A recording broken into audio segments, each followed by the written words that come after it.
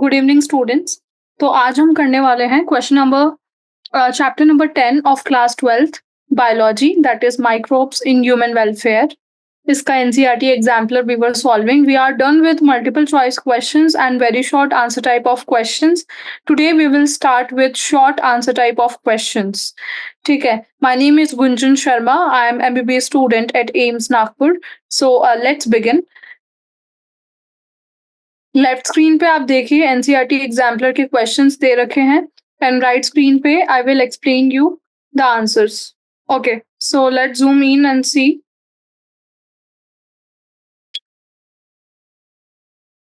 Short answer type of questions. First question is, why are flocks important in biological treatment of wastewater?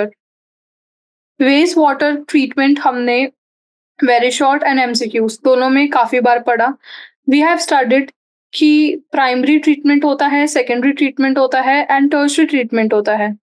ठीक है, primary treatment को बोलते हैं physical treatment, secondary treatment को बोलते हैं biological treatment and tertiary treatment को बोलते हैं जहाँ पे क्लोरीन वगैरह डाला जाता है, केमिकल ट्रीटमेंट। तो क्वेश्चन में बोला है बायोलॉजिकल ट्रीटमेंट के बारे में, तो इसमें बोला है कि फ्लॉक्स क्यों जरूरी होते हैं बायोलॉजिकल ट्रीटमेंट में। तो सेकेंडरी ट्रीटमेंट की बात हो रही है। और फ्लॉक्स, लेट मी टेल यू क्या होते हैं। फ्लॉक्स लिविंग ऑर्गेनिजम्स होते हैं, ठीक है, जो हम एरेशन टैंक में लिविंग ऑर्गेनिजम्स डाल के प्योरीफाई करते हैं, तो बाद में जो हमारा स्लज बचता है उस स्लज में भी काफी सारे लिविंग ऑर्गेनिजम्स चले जाते हैं, बैक्टीरिया, फंगस। तो ये बैक्टीरिया एंड फंगस दोनों मिलके, बैक्टीरिया प्लस फंगस दोनों मिलके मैश लाइक स्ट्रक्चर बना लेते हैं, ठीक है, जो फिल्ट्रेशन में काम आता है, प्योरिफिकेशन में काम आता है। तो उसी को फ्लॉक्स बोलते हैं। तो why they are important, let's talk about it. सबसे पहले तो you have to understand, see on your right screen, secondary and biological treatment क्या है। तो you have to define it. तो सेकेंडरी ट्रीटमेंट या फिर बायोलॉजिकल ट्रीटमेंट होता है to reduce the organic matter of the sewage. Reduction of organic matter is important before the sewage is discharged on into the water bodies, as this reduce the pollution potential of sewage. Biological oxygen demand, BOD, of the water has to be less for aquatic life to survive. Biological oxygen demand क्या होता है students? Biological oxygen demand actually वो oxygen होती है जो living organism जो भी पल रहे हैं एक वाटर बॉडी के अंदर या फिर पानी के अंदर, उनको नीडेड होती है, एक डिमांड होती है उनकी ऑक्सीजन की टू सर्वाइव। ठीक है, तो ये जो बीओडी होती है, अगर ये जितना ज्यादा होगा इसका मतलब ये है कि लिविंग ऑर्गेनिजम्स उतने ही ज्यादा हैं आपके वाटर बॉडी में, तो it has to be less, it has to be less.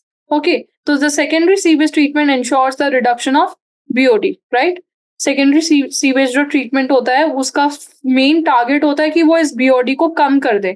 BOD अगर कम हो गया तो अपने आप ही आपका जो पानी है वो और ज्यादा प्योरीफाई हो जाएगा।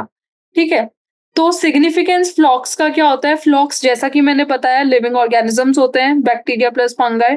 तो during the secondary treatment of the sewage the primary effluent is aerated. Aerated मतलब उसमें ऑक्सीजन डाला जाता है। ठीक है, प्राइमरी इफ्लुएंट किसको बोलते हैं, जो प्राइमरी ट्रीटमेंट के बाद पानी बचता है उसको प्राइमरी इफ्लुएंट बोलते हैं।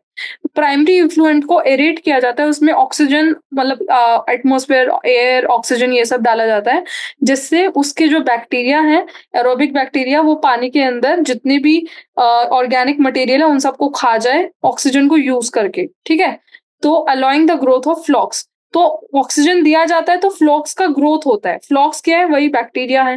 फ्लॉक्स consist of mainly small masses of aerobe bacteria, see I have written it, associated with filaments of aerobic fungi। तो मैंने बोला था यहाँ पे बैक्टीरिया प्लस फंजाई, तो वही है फ्लॉक्स। ठीक है, the aerobic organisms in the floc oxidize the organic matter in the primary effluent, reducing the BOD. तो एक चीज याद रखना, जो फ्लॉक्स होते हैं वो एरोबिक बैक्टीरिया प्लस फंजाई दोनों का कॉम्बिनेशन होता है। ये क्या करता है, जो भी एरेशन जब दिया जाता है तो ये दोनों मिलके ऑक्सीडाइज करते हैं ऑर्गेनिक मैटर को। ऑर्गेनिक मैटर को ऑक्सीडाइज का मतलब है ये दोनों मिलकर खा जाते हैं, ठीक है, प्राइमरी इफ्लुएंट के अंदर। और जैसे ही ऑर्गेनिक मैटर कम होता है पानी के अंदर तो बीओडी गिरता है, तो रिड्यूसिंग द बीओडी, इससे पानी प्योरीफाई होता है।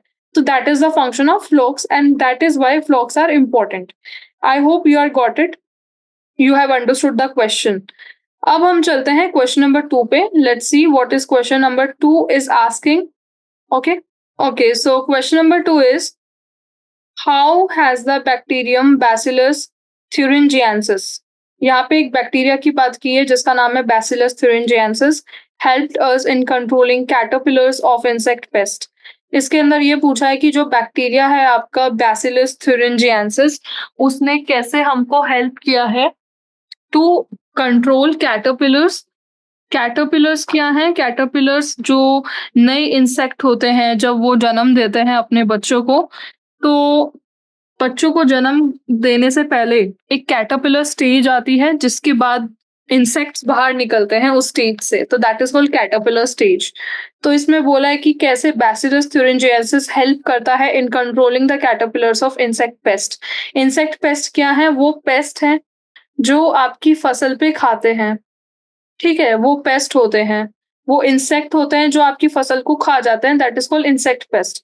तो इसमें बोला है कि ये जो बैक्टीरिया है बैसिलस thuringiensis, ये कैसे कंट्रोल करता है इंसेक्ट पेस्ट को। तो इसका आंसर आपको इसका एक्शन बता के बताना है कि इसका मोड ऑफ एक्शन क्या है। तो एक बार ये डायग्राम देख लीजिए, आपको डायग्राम देख के थोड़ा-सा क्लियर आइडिया हो जाएगा कि एग्ज़ैक्टली में क्या है। ओके। उम, 1 सेकंड। राइट स्क्रीन पे देखिए एक डायग्राम है, आई ज़ूम इट इन। या तो देखिए बीटी टॉक्सिन किसको बोला है? बैसिलस thuringiensis को बीटी बोलते हैं। तो सबसे पहले इनएक्टिव बीटी प्रोटॉक्सिन होता है, मतलब ये जो बैक्टीरिया है ये अभी एक्टिव नहीं हुआ है, ये इनएक्टिव है, तो इसको प्रोटॉक्सिन बोला है। टॉक्सिन क्यों बोला है? जो बैसिलस thuringiensis बैक्टीरिया होता है उसको हमने फ्रेगमेंट्स में डिवाइड करके टॉक्सिन मटेरियल बना दिया जो हम अपने फसल के ऊपर दवाई की तरह छिड़कते हैं, जिससे जो भी इंसेक्ट्स हमारी फसल को खाने वाले हैं वो मर जाते हैं। इसलिए टॉक्सिन का नाम दिया है। तो सबसे पहले ये जो होता है बीटी बैसिलस thuringiensis, ये इनएक्टिव होता है, ये काम नहीं करता है। इसको हमने फसल के ऊपर डाला। अब फसल के ऊपर कुछ कैटरपिलर्स होते हैं, ये आपने डायग्राम में जो ग्रीन कलर का देख रहे हो, ये कैटरपिलर कुछ ऐसा लंबा-सा दिखता है। एक्चुअली होता क्या है, ये जब नया इंसेक्ट जन्म लेता है, उससे पहले की जो स्टेज होती है, वो कैटरपिलर स्टेज होती है। इस कैटरपिलर स्टेज के बाद एक इंसेक्ट बनता है, तो ये उस कैटरपिलर स्टेज को डिपिक्ट कर रहा है। तो इस कैटरपिलर स्टेज का जो गट होता है, वो क्या होता है? अल्कलीन होता है। ठीक है, पीएच उसका 7 से ज़्यादा होता है, इसलिए अल्कलीन बोला है। तो जो इनएक्टिव बीटी प्रोटॉक्सिन होते हैं, जब ये फसल के ऊपर हम डालते हैं, तो ये इनके गट के अंदर चले जाते हैं, ठीक है? टॉक्सिन्स, और गट के अंदर होता है अल्कलीन पीएच। तो जो अल्कलीन पीएच होता है, वो इन टॉक्सिन को एक्टिव कर देता है, तो that will become active BT toxin. जो पिंक था वो इनएक्टिव था, अब रेड है वो एक्टिव हो गया है। और जैसे ही ये एक्टिव होता है, ये अंदर गट के अंदर जाते ही इनको वहीं से खत्म कर देते हैं। तो ये जो टॉक्सिन होते हैं, ये इनके लिए सच में टॉक्सिक मटेरियल होता है। देखो पहले ये कैटरपिलर खुश था, अब ये दुखी है क्योंकि ये मर गया है। ठीक है? तो ये बहुत ही सिंपल सा डायग्राम है, ये आप बना के भी आ सकते हो मोड ऑफ एक्शन के लिए। यही मोड ऑफ एक्शन है। इसी को आपको लैंग्वेज में लिखना है, ठीक है? तो इनको हम एंडोटॉक्सिन बोलते हैं। एंडोटॉक्सिन क्यों बोलते हैं? क्योंकि ये आपके बॉडी के अंदर जाके एक्ट करते हैं, एक्टिवेट होते हैं, that's why we are calling it as endotoxin. तो bacillus thuringiensis produces an insecticidal protein endotoxin that kills the caterpillar. Okay, caterpillar मैंने आपको बता ही दिया। देन मोड ऑफ एक्शन जो डायग्राम में था वही यहाँ पे लैंग्वेज में लिखना है। तो सबसे पहले हम लिखेंगे BT toxin is present in inactive form, right? Protoxins bacteria के अंदर इनएक्टिव फॉर्म की तरह होते हैं। उसके बाद जो एंडोटॉक्सिन होते हैं वो कंज्यूम होते हैं कैटरपिलर से and gets activated at an alkaline pH in the gut of the insects due to solubilization of the crystal. ठीक है? फिर ये कंज्यूम करते हैं कैटरपिलर इनको और फिर एक्टिवेट हो जाते हैं। एक अल्कलीन पीएच होता है कैटरपिलर का गट के अंदर, वहां पे ये एक्टिवेट हो जाते हैं। बीटी टॉक्सिन क्या है? बैक्टीरिया कुछ टॉक्सिन्स प्रोड्यूस करता है, बैसिलस thuringiensis उनका एंडोटॉक्सिन प्रोड्यूस करता है, उसको बीटी टॉक्सिन बोलते हैं। ठीक है? तो एक्टिव बीटी टॉक्सिन फिर परफोरेशन करता है मिडगट में। अब ये क्या करेगा ना, एक बार यहाँ पे डायग्राम देखिए लेफ्ट पे, ये कैटरपिलर का गट है, ठीक है? अब यहाँ पे जो था ना गट, ये इसका पीएच जो था, पीएच इसका मोर देन 7 था, अल्कलीन था। तो इसके अंदर इनएक्टिव टॉक्सिन्स गए और ये एक्टिवेट हो गए।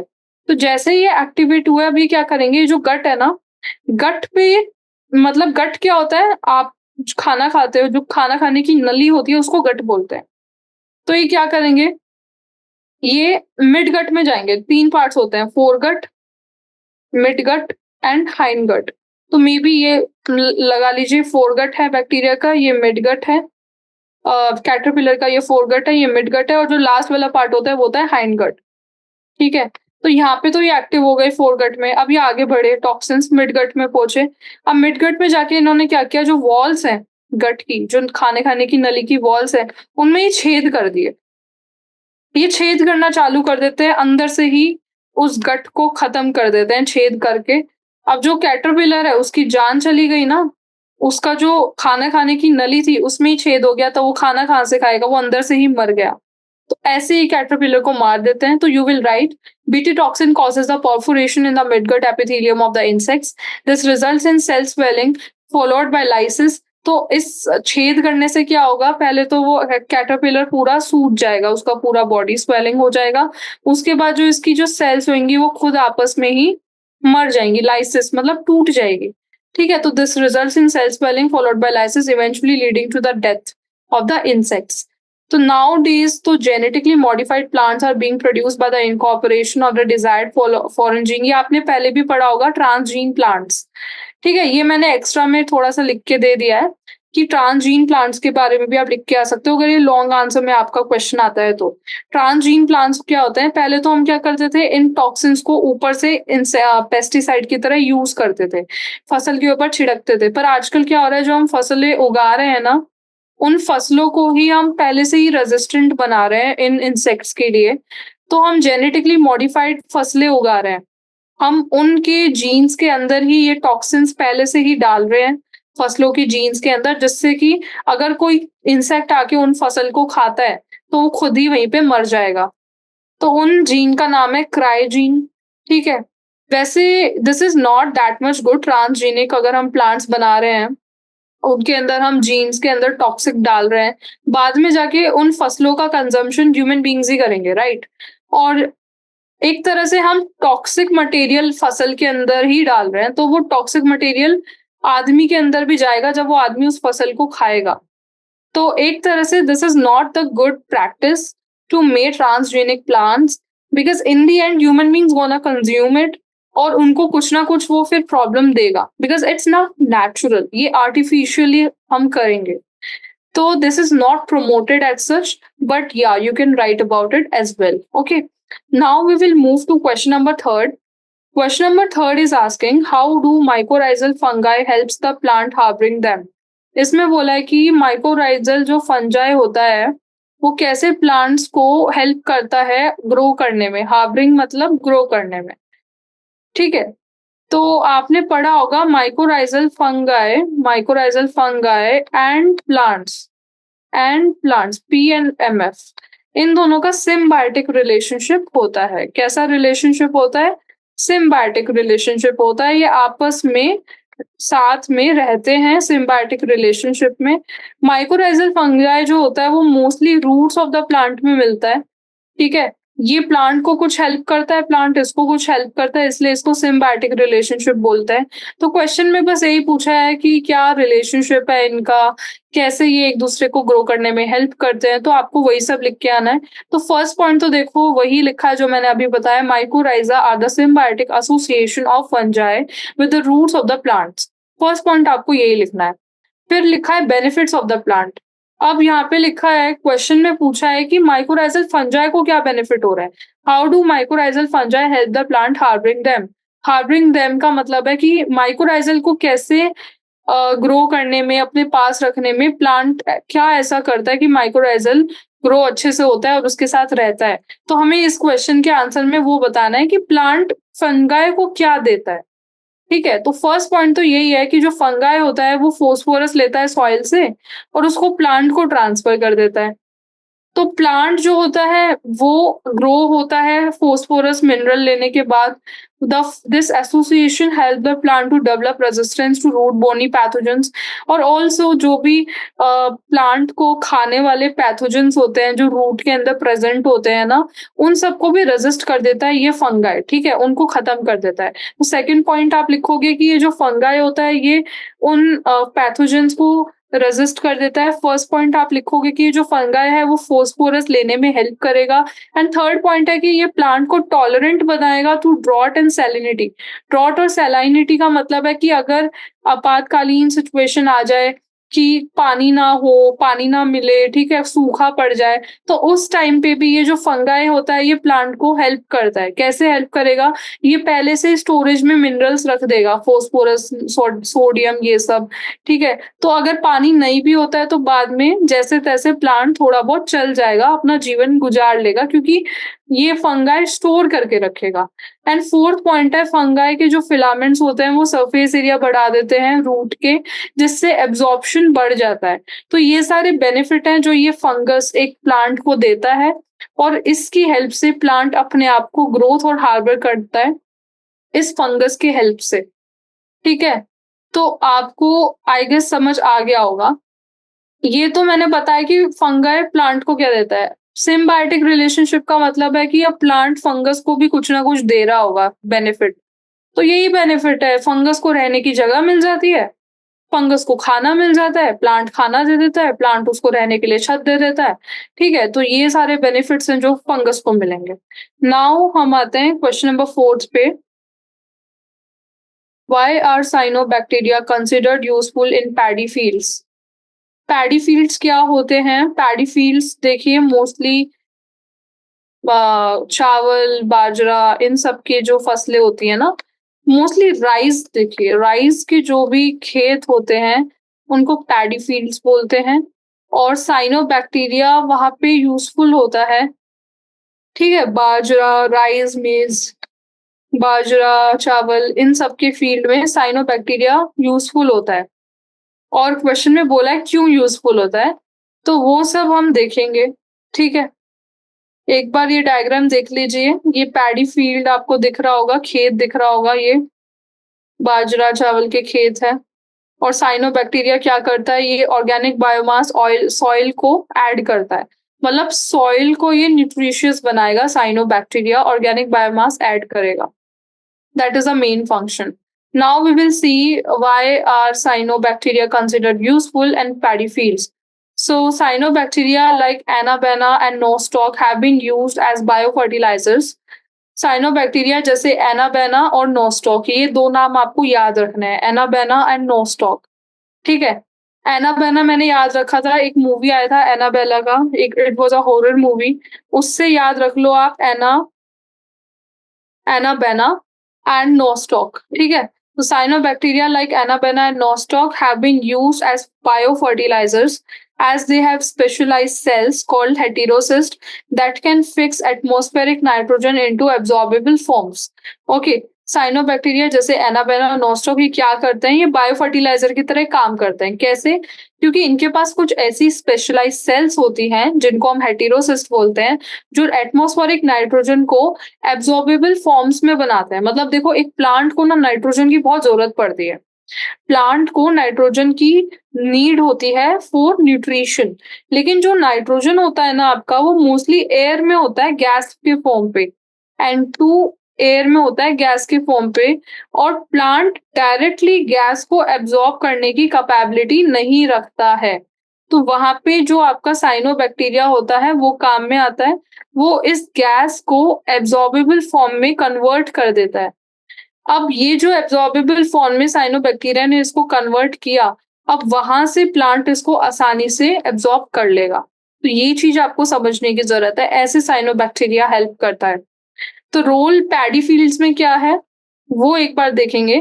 तो they are use mainly in waterlog paddy fields, क्योंकि ऑर्गेनिजम्स और एटमॉस्फेरिक नाइट्रोजन को फिक्स करते हैं, तो ये इंक्रीज करता है सॉइल का फर्टिलिटी, जो ग्रोथ एंड प्लांट का ग्रोथ बढ़ाता है और ईल्ड भी बढ़ाता है।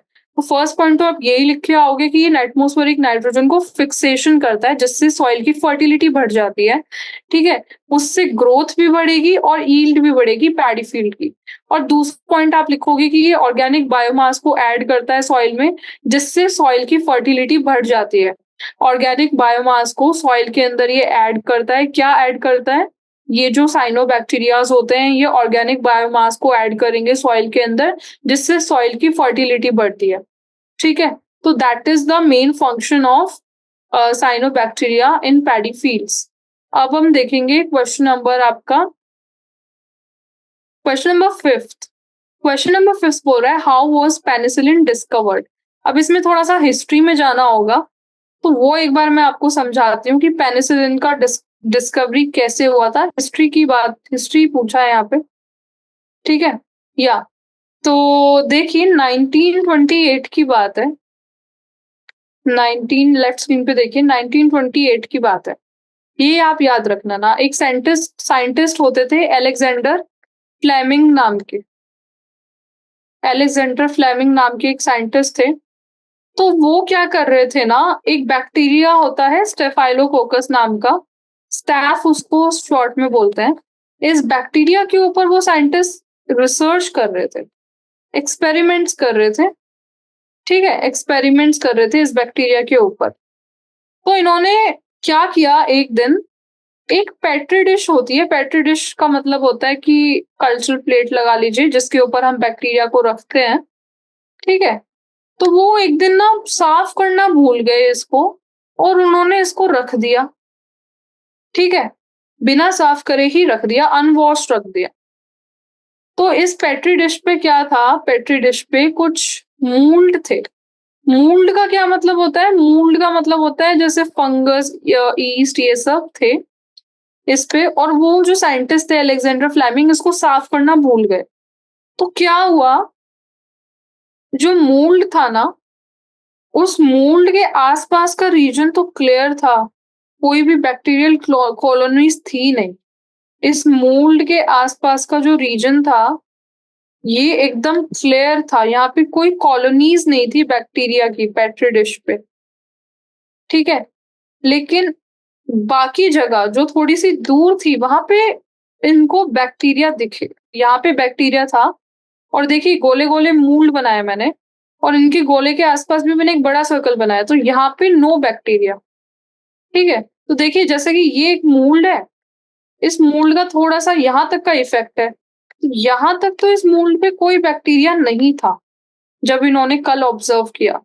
लेकिन अगल बगल वहां पे बैक्टीरिया थे जहाँ पे मूल्ड नहीं था। और जो मूल्ड था मैंने जैसा कि बताया वो फंगस ही होते हैं, है ना? तो इन्होंने फिर कंक्लूड किया कि ये जो मूल्ड फंगस थी ना, इन्होंने केमिकल रिलीज कर रखा था जिसका नाम था पेनिसिलिन। क्या नाम था? पेनिसिलिन नाम था इस केमिकल का, जो ये मूल्ड रिलीज कर रहे थे कंटिन्यूअसली। और इस केमिकल की वजह से ही आसपास कोई बैक्टीरिया दिखाई भी नहीं दे रहे थे। तो फिर उन्होंने कंक्लूड किया कि एक केमिकल होता है जो पेनिसिलिन नाम होता है, जिस नाम तो इन्होंने बाद में दिया, बस एक केमिकल होता है जो मूल्ड रिलीज करता है, जो फंगस रिलीज करता है, जो ग्रोथ ऑफ बैक्टीरिया को रोकता है। और बाद में उन्होंने इस केमिकल का नाम दिया penicillin, after the name of a mould Penicillium notatum. एक फंगस का नाम पेनिसिलियम नोटेटम था जो वहां पे ग्रो हो रही थी। उसके बाद उन्होंने इस केमिकल का नाम दिया पेनिसिलिन। ये बेसिकली हिस्ट्री है पेनिसिलिन की डिस्कवरी की। बहुत ही एक्सीडेंटली डिस्कवर हो गया था पेनिसिलिन, कोई भी सोच समझ के डिस्कवरी नहीं हुई थी इसकी। तो यही आप डिस्कवरी में लिख के आओगे। एग्जैक्टली जो मैंने आपको लेफ्ट स्क्रीन पे डायग्राम बना के समझाया है, वही मैंने एग्जैक्टली पॉइंट्स लैंग्वेज में लिखे हैं। आप स्क्रीनशॉट ले लीजिए स्क्रीन का या फिर पढ़ लीजिए बैठ के, वही चीज है यहाँ पे, ठीक है? तो अब हम चलते हैं अपने नेक्स्ट क्वेश्चन पे। क्वेश्चन है आपका question number 6। Name the scientist who were credited for showing the role of penicillin as an antibiotic. तो देखिए पेनिसिलिन की बात हो रही है दोबारा। अब क्वेश्चन में बोला है कि उन साइंटिस्ट के नाम बताओ जिन्होंने पेनिसिलिन के रोल को डिस्कवर किया था और उनको क्रेडिट्स मिले थे। एक तो नाम मैंने आपको बता ही दिया अगले पिछले क्वेश्चन में, अलेक्जेंडर फ्लेमिंग। वो नाम तो आपको लिखना ही है, वो तो मेन नाम है। तो फर्स्ट नाम लिखोगे अलेक्जेंडर फ्लेमिंग। उसके बाद देखिए दूसरा नाम है अर्नेस्ट चेन, राइट स्क्रीन पे देखिए अर्नेस्ट चेन। थर्ड नाम है होवर्ड फ्लोरे। ये 3 नाम आप याद रख लेना, ये आपकी एनसीईआरटी की बुक में दिया है। आपकी नीट में भी एमसीक्यू आ सकता है इसका, जिसमें वो पूछ लेंगे who were the people who were credited for the discovery of penicillin. 3 option आपको देंगे, Alexander Fleming, Ernest Chain and Howard Florey, और फोर्थ ऑप्शन दे देंगे ऑल ऑफ द अबव। तो आपको बस अलेक्जेंडर फ्लेमिंग टिक नहीं करना है, आपको ऑल ऑफ दीज टिक करना है। अर्नेस्ट चेन भी था, होवर्ड फ्लोरे भी थे, ठीक है? तो अब आते हैं हम क्वेश्चन नंबर 7 पे। How do bio active molecules of fungal origin help in restoring good health of humans. 1 minute. हाँ, तो हाइलाइट देखिए, how was bioactive molecule of fungal origin help in restoring good health of humans. तो इस question में क्या दिया है बेटा? इस क्वेश्चन में दिया है कि कैसे बायोएक्टिव मॉलिक्यूल्स फंगस जो निकालते हैं बायोएक्टिव मॉलिक्यूल्स, उनको हम बोलते हैं bioactive molecules of fungal origin, कैसे वो हेल्प करते हैं in restoring good health of humans. Humans की गुड हेल्थ को रीस्टोर करने में हेल्प कैसे करते हैं bioactive molecules of fungal origin. ठीक है, तो ये आपका क्वेश्चन है। तो इंट्रोडक्शन देखिए, following are the bioactive molecules produced by fungi that help humans. First is cyclosporin A, second is statin. तो क्वेश्चन बोला है कि कैसे bioactive molecules of fungal origin help in restoring good health of humans. Human की अच्छी health को restore करने में कैसे बायोएक्टिव मॉलिक्यूल्स फंगल ओरिजिन की हेल्प करते हैं। तो इंट्रोडक्शन देखिए, पहले तो ये कुछ बायोएक्टिव मॉलिक्यूल्स हैं जो फंगाई प्रोड्यूस करता है, जो ह्यूमन को हेल्प करते हैं। उन बायोएक्टिव मॉलिक्यूल का नाम है साइक्लोस्पोरिन ए एंड स्टैटिन। ठीक है, और भी होते हैं लेकिन हम मेनली इन दोनों की बात करेंगे बिकॉज़ ये बहुत ही ज़्यादा इम्पोर्टेंट है। साइक्लोस्पोरिन ए जो होता है वो एक फंगाई से रिलीज़ होता है। आप डायग्राम देखिए, ये जो फंगाई है इसका नाम है ट्राइकोडर्मा पोलिस्पोरम। ये फंगाई साइक्लोस्पोरिन ए को बनाता है। अब इसका रोल क्या होता है? Cyclosporin A derive from fungus, fungus का नाम लिख दिया है। उसके बाद these function as an immunosuppressant agent. Immunosuppressant agent की तरह काम करता है ड्यूरिंग ऑर्गन ट्रांसप्लांटेशन। मैंने वेरी शॉर्ट में भी समझाया था आपको। कोई भी ऑर्गन ट्रांसप्लांटेशन होता है तो हमारा जो ह्यूमन बॉडी है वो रेजिस्ट करता है बाय द इम्यूनिटी। तो उस इम्यूनिटी को सप्रेस करने में हेल्प करता है साइक्लोस्पोरिन ए। तो these functions by suppressing the immune system of the host, thereby preventing major immune response against foreign antibodies present on the transplanted graft। ठीक है, तो सप्रेस करेगा इम्यून सिस्टम को होस्ट के अंदर, तो मेजर जो इम्यून रिएक्शंस होती है उनको सप्रेस कर देगा अगर हम कोई ऑर्गन ट्रांसप्लांट करते हैं तो ये साइक्लोस्पोरिन ए का यूज है। फिर स्टैटिन का यूज देखिए, स्टैटिन जो होते हैं वो ईस्ट से प्रोड्यूस होते हैं जिनका नाम है मोनोस्कस परप्यूरियस। मोनोस्कस परप्यूरियस नाम की एक ईस्ट होती है जो स्टैटिन्स को प्रोड्यूस करती है। और स्टैटिन्स का रोल क्या होता है? स्टैटिन्स हमारे ब्लड का अंदर जो कोलेस्ट्रॉल होता है ना उसके लेवल को कम कर देता है। ठीक है, तो ये कैसे कम करता है? ये एक्चुअली एक एंजाइम होता है। ठीक है, उस एंजाइम को ये इनहिबिट कर देता है। ये एंजाइम का रोल क्या होता है? आप लेफ्ट स्क्रीन पे देखिए। हाँ, तो ये हमारा ब्लड है और ब्लड के अंदर आपकी कोलेस्ट्रॉल है, सीएचओ। अभी कोलेस्ट्रॉल को जो स्टैटिन है ना, स्टैटिन वो इन कोलेस्ट्रॉल को कम कर रहा है। कोलेस्ट्रॉल को कम कर रहा है। कैसे कर रहा है? कोलेस्ट्रॉल किसी भी फैट या ऑयल से बनेगा। फैट से कोलेस्ट्रॉल बनेगा। तो एक एंजाइम होगा जो इस कोलेस्ट्रॉल को बनाने में हेल्प करेगा। यहाँ पे एक एंजाइम होगा। तो ये एंजाइम जो होता है ये कोलेस्ट्रॉल बनाने में हेल्प करता है। तो इस एंजाइम को ही स्टैटिन्स इनहिबिट कर देते हैं, इनके फंक्शन को इनहिबिट कर देंगे। तो जिससे कि कोलेस्ट्रॉल नहीं बनेगा फैट या ऑयल से। तो स्टैटिन्स मोनोस्कस परप्यूरियस प्रोड्यूस करेगा। स्टैटिन इनहिबिटर होगा ऑफ द एंजाइम जो कैटालाइज करता है biosynthesis of cholesterol. As a result statin help in lowering the blood cholesterol levels. ठीक है, अब आते हैं हम नेक्स्ट क्वेश्चन पे जो आपका है question number 8। There are so many questions in this chapter, but each question is important. तो आपको सारे questions बराबर करने हैं। क्वेश्चन नंबर 8 आपका जो है वो बोल रहा है कि what roles do enzymes play in detergents? मैं हाईलाइट करके दिखाती हूँ so that you can see properly what roles। हाँ, तो what roles do enzymes play in detergents? Detergents के अंदर क्या रोल है जो एंजाइम प्ले करते हैं जो हम यूज करते हैं क्लोथ्स को धोने के लिए। Are these enzymes produce from some unique micro organisms? तो देखिए, जो भी हम डिटर्जेंट्स वगैरह यूज करते हैं जैसे टाइड हो गया, है ना, सर्फ एक्सेल हो गया, जो हम कपड़े धोने के लिए डिटर्जेंट्स यूज करते हैं, उन डिटर्जेंट्स के अंदर कुछ एंजाइम्स होता है। ठीक है, तो क्वेश्चन में बोला है कि ये जो एंजाइम्स होते हैं ये ऐसा क्या रोल प्ले करते हैं इन डिटर्जेंट्स जो कपड़े धोने में मदद करता है और क्या ये एंजाइम कोई ऑर्गेनिज्म बनाते हैं? तो ये आपका क्वेश्चन है। तो देखिए एंजाइम्स का नाम है लाइपेज, ठीक है, फर्स्ट ऑफ ऑल। और लाइपेज भी सही बात है, बैक्टीरिया वगैरह ही बनाते हैं, माइक्रो ऑर्गेनिजम्स ही बनाते हैं। तो हम उन माइक्रो ऑर्गेनिजम्स के नाम बताएंगे और ये लाइपेज क्या करता है वो बताएंगे। जैसा कि आपने नाम में सुना है लाइपेज, नाम से ही पता चल रहा होगा लाइपेज, LIPASE, लाइपेज। लाइपेज मतलब लिप से तो हो गया लिपिड, है ना? ऑयल डस्ट वगैरह जो भी हमारे कपड़ों पे गिर जाती है, ऑयल, लिपिड, वो सब लिपिड डस्ट होती है, जो भी ऑयली होती है डस्ट। क्योंकि बाकी डस्ट तो निकल जाती है, बस जो ऑयली डस्ट होती है वही कपड़ों से नहीं निकलती है आसानी से, तो उनको बोलेंगे लिपिड डस्ट। और एज होता है तोड़ना। तो ये लाइपेज एंजाइम क्या करता है ना, इन लिपिड्स को तोड़ देता है, it will break down these lipids, और इसलिए कपड़े साफ हो जाते हैं। ये लाइपेज एंजाइम होता है जो आपके डिटर्जेंट्स के लिए हेल्प करता है, उनके अंदर होता है।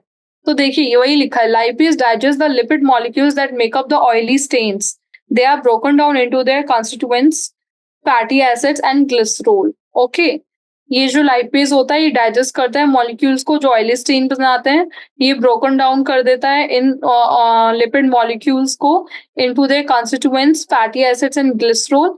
जो सर्फेक्टेंट होता है डिटर्जेंट के अंदर वो अटैच होता है स्टेन से, ठीक है, एंड रिमूव करता है क्लोथ से।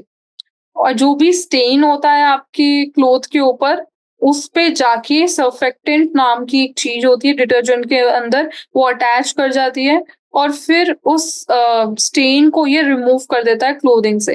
तो that's how this detergents work actually. तो माइक्रोब्स प्रोड्यूसिंग डिटर्जेंट एंजाइम कौन कौन से माइक्रोब्स हैं जो इन लाइपेज को प्रोड्यूस करते हैं? तो इन माइक्रोब्स के नाम है बैसिलस सूडोमोनास एंड बुरखोल्डेरिया। ये दो नाम आप याद रख लेना, ठीक है। एक नाम है bacillus Pseudomonas, BP, bacillus Pseudomonas, और दूसरा नाम भी बी से ही है, बुरखोल्डेरिया। ये दो नाम आप याद रख लेना। अब आते हैं हम क्वेश्चन नंबर 9 पे। देखिए what is the chemical nature of biogas. Biogas की बात की गई है और बोला है कि बायोगैस का केमिकल नेचर क्या है, तो आप केमिकल कंपोजिशन बता दो बायोगैस की। फिर बोला है कि name an organism which is involve in biogas production, तो ये आपको बहुत टाइम से मैं बताते चल रही हूँ, आई होप अभी तक तो आपको याद तक हो गया होगा। बायोगैस के अंदर हम मिथानोजेंस यूज करते हैं, मिथानोजेंस। और मिथानोजेंस बैक्टीरिया होते हैं जैसे मिथानोबैक्टीरियम, जो मीथेन गैस का प्रोडक्शन करते हैं, CH4 गैस। तो यही ऑर्गेनिजम्स है।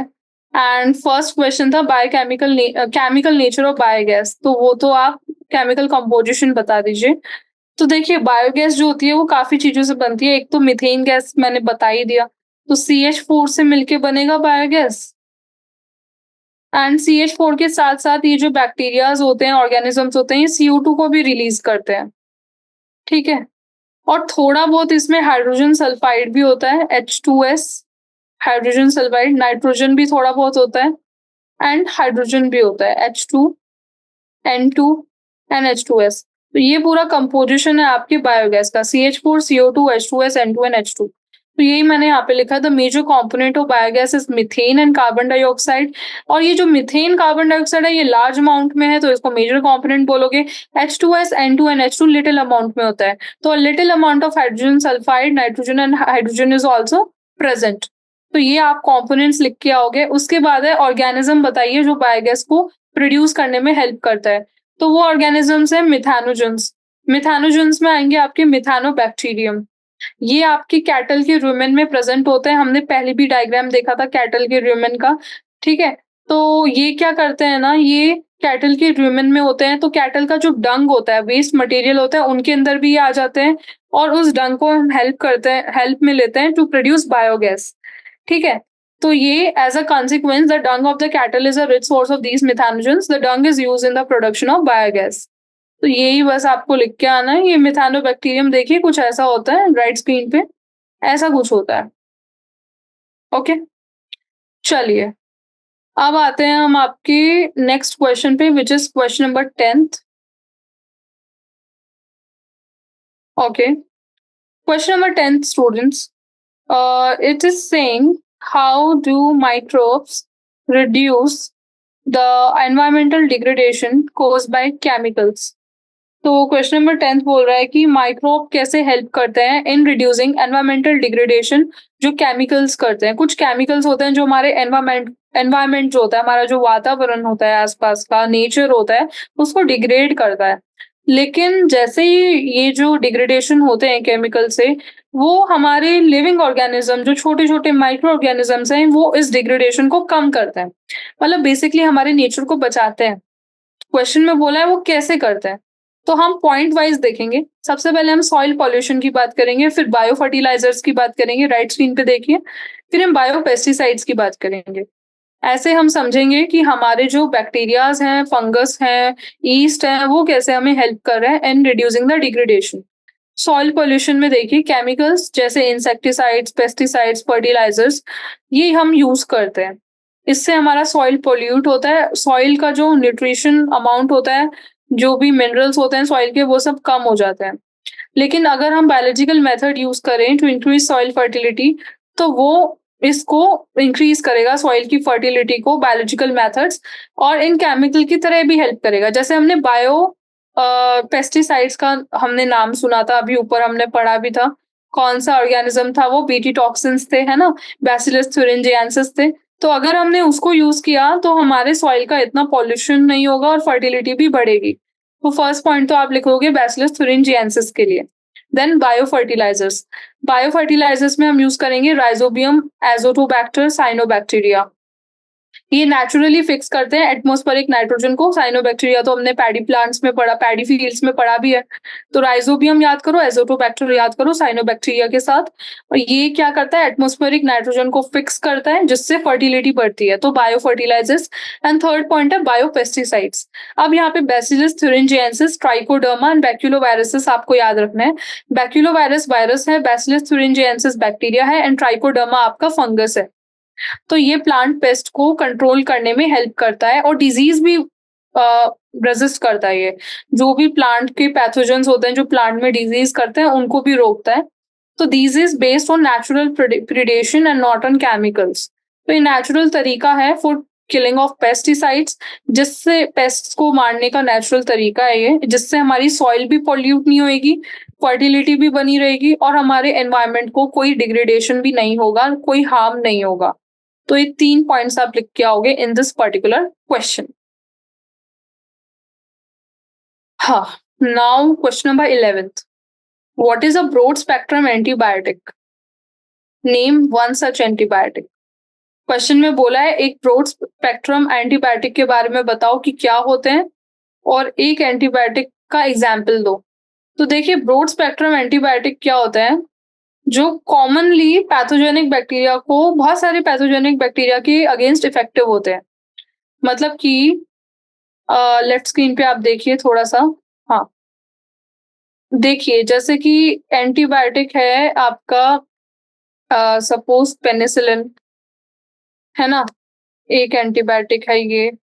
एक एंटीबायोटिक है आपका अज़िथ्रोमाइसिन।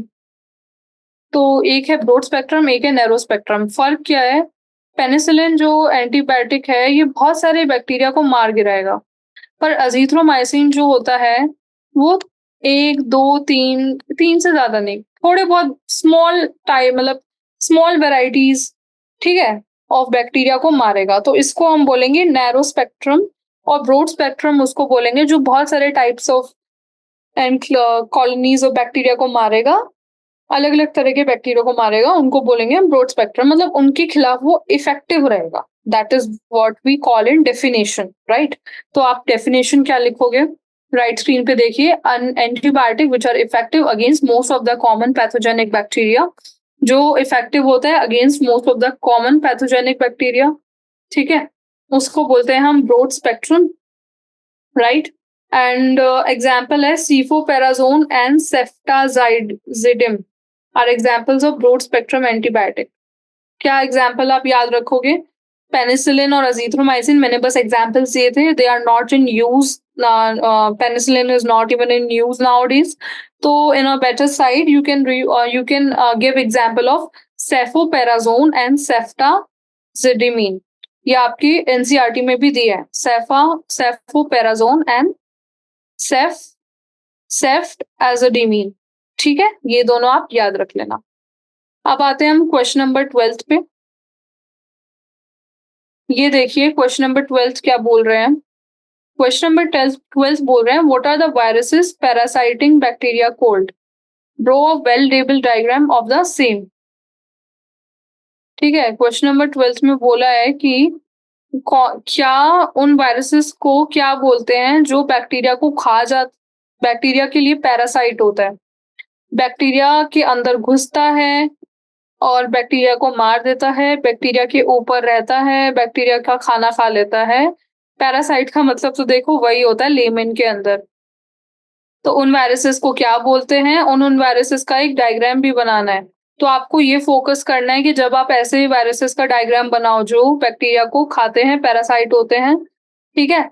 तो उनके अंदर कुछ ऐसे फीचर्स होते हैं जो हेल्प करते हैं to invade bacteria, to parasite on bacteria. तो उन फिजिकल फीचर्स को आपको कंसिडर करके डायग्राम बनाना होगा। और मैं बता ही देती हूँ इनको क्या बोलते हैं। सो इनका नाम होता है बैक्टीरिया पे पैरासाइट करने वाले बैक्टीरियोफाज। बी से तो हो गया आपका बैक्टीरिया, एंड फाज का मतलब तो होता है वैसे टू ईट। फाज मतलब ईट होता है ना, तो phage is eating bacteria, eating virus on bacteria, तो बैक्टीरियोफाज। एंड डायग्राम मैं राइट स्क्रीन पे दिखाऊंगी। तो पहले तो डेफिनेशन लिखना और बताना। The viruses parasitizing are known as bacteriophage. The bacteriophage attacks the bacteria and they infect and replicate within the bacteria. ठीक है, तो इनको तो बैक्टीरियोफाज बोलते हैं जो वायरस पैरासाइटाइज करते हैं बैक्टीरिया को। एंड बैक्टीरियोफाज अटैक करता है बैक्टीरिया को, ये इन्फेक्ट करता है, एंड रेप्लिकेट मतलब बैक्टीरिया के अंदर घुस के मल्टीप्लाई भी करता है, इनको इन्फेक्ट करता है और उनपे अटैक करता है। और ये न्यूक्लिक एसिड मॉलिक्यूल से बनते हैं जो प्रोटीन स्ट्रक्चर से सराउंड होता है। वायरस बेसिकली है ही क्या, वायरस कुछ भी नहीं है, वायरस एक न्यूक्लिक एसिड है, न्यूक्लिक एसिड मटेरियल है जो आसपास प्रोटीन से सराउंडेड है। उस प्रोटीन को ही हम कैप्सिड बोल देते हैं। तो वही लिखा है, they are basically the nucleic acid material surrounded by protein structure. अब देखिए ऐसा डायग्राम होता है, ध्यान से देखना डायग्राम, एक एक चीज इंपॉर्टेंट है इस डायग्राम की। बैक्टीरियोफाज का डायग्राम इज वेरी इंपॉर्टेंट, आपको लेबलिंग करके एमसीक्यूज आते हैं नीट के अंदर। तो देखिए इसका ऐसा कौन सा शेप हुआ, ये 1 2 3 4 5 6 साइड्स है, राइट? ऐसे हेक्सागोनल लग रहा है, हेक्सागोनल है ना, पर एक्चुअली ये पॉलीगोनल होता है, 6 साइड्स ही नहीं है, ये बहुत सारे साइड्स होते हैं इस सरफेस के, 1 2 3 4 5 6 7 8 9 10। पॉलीगोनल शेप का इसका हेड होता है। इस हेड के अंदर जेनेटिक मटेरियल होता है जो न्यूक्लिक एसिड होता है जैसे डीएनए। फिर आता है इसका नेक, छोटा सा नेक है। फिर होती है इसकी कॉलर, ठीक है, जैसे हमारी शर्ट की कॉलर होती है। फिर शर्ट की तरह ये पहनता है शीथ को, ठीक है, शर्ट की कॉलर आ गई, फिर शर्ट की तरह एस से शर्ट, एस से शीथ। तो ये शीथ है, शीथ का कॉलर है, नेक है, हेड है। हेड के अंदर जैसे ब्रेन होता है ना, ब्रेन सारे फंक्शंस करता है। बैक्टीरिया के वायरस के अंदर ब्रेन तो होता नहीं है, सारा फंक्शंस न्यूक्लिक एसिड करता है। तो इसके हेड के अंदर होता है न्यूक्लिक एसिड। उसके बाद नीचे होते हैं इसके पैर जिससे ये बैठता है बैक्टीरिया के ऊपर। तो इन पैर का नाम है टेल फाइबर, और ये टेल फाइबर अटैच होते हैं बेस प्लेट से। तो ये पूरा डायग्राम है which is very important and you should learn it. चलिए अब आते हैं हम नेक्स्ट क्वेश्चन पे, क्वेश्चन नंबर 13। उससे पहले लेट मी इरेज कर देती हूँ मैं ये सब चीजें, ठीक है। ये भी इरेज कर देती हूँ so that you can see clearly.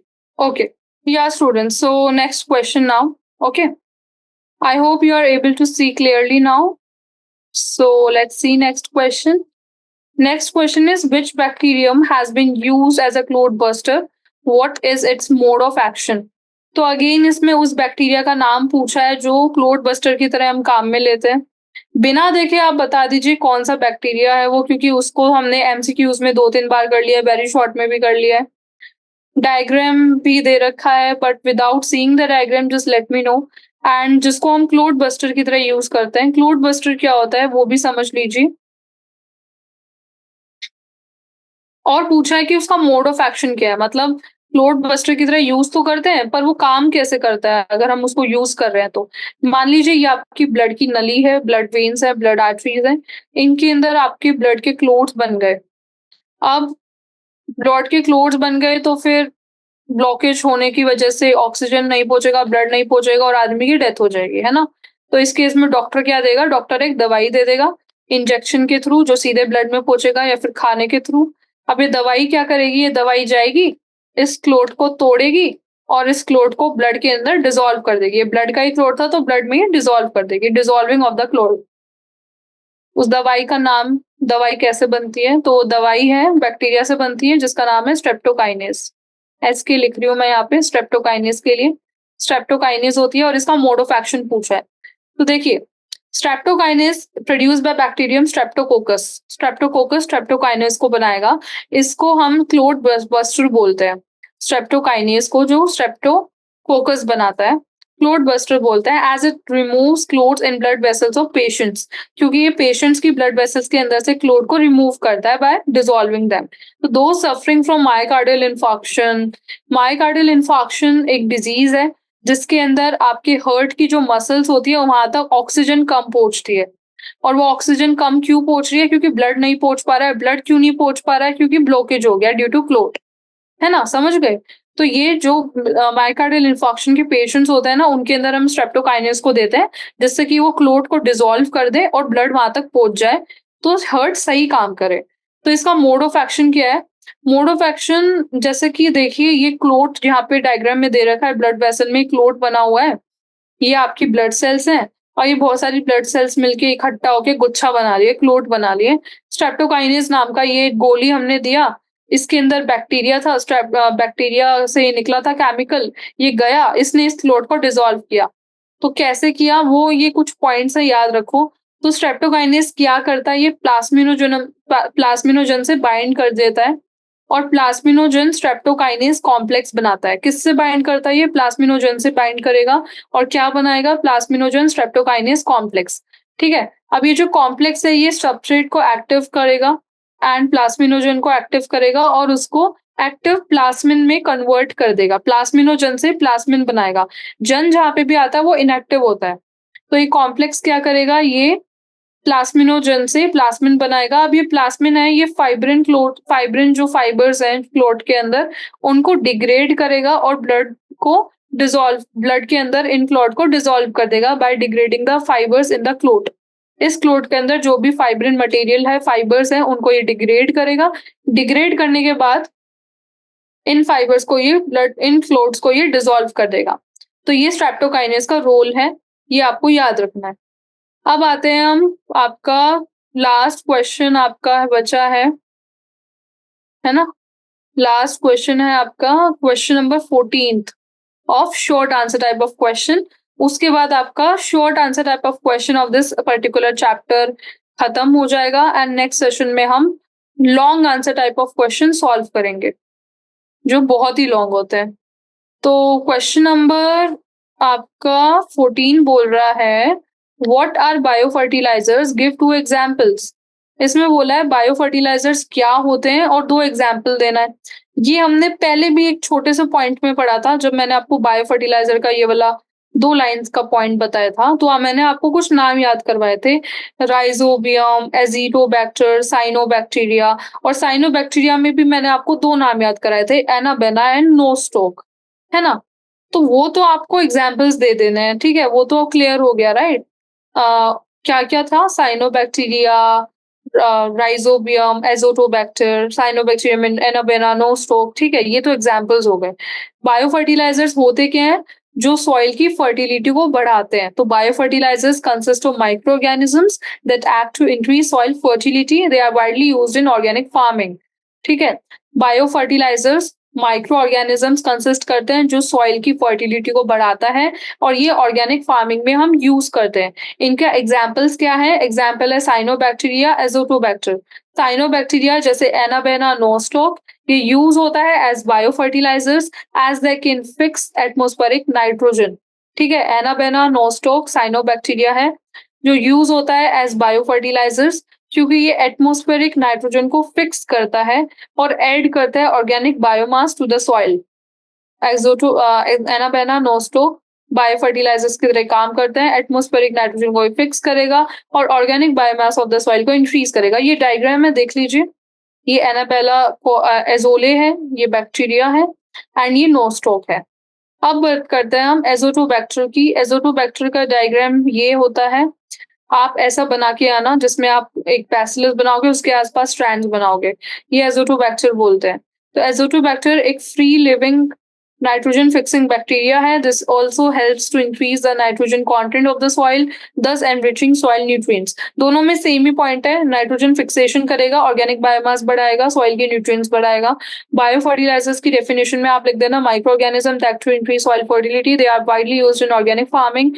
Example है एनाबेना, नोस्टोक एंड Azotobacter.